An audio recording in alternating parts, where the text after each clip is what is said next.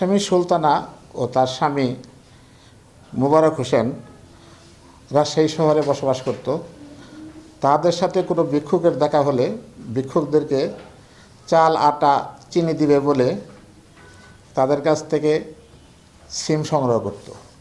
পরবর্তীতে তারা সিম নিয়ে আসলে তখন বলতো যে সিমের নগদ, বিকাশ এবং রকেট নাম্বার খুলে দিতে হবে।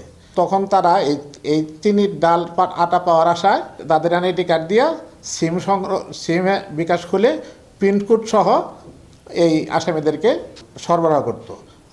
আসামিরা এই সিম কার্ড পিনকোড সহ নিজ দখলে নিয়ে ভিক্ষুকদেরকে 100-200 টাকা দিয়ে বিদায় করে দিত।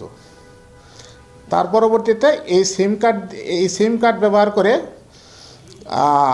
অসুস্থতার কথা বলে টার্গেট ব্যক্তিদের আত্মীয়স্বজনের পরিচয় দিয়ে প্রতারণার মাধ্যমে অসুস্থতার কথা বলে টাকা সংগ্রহ করিত।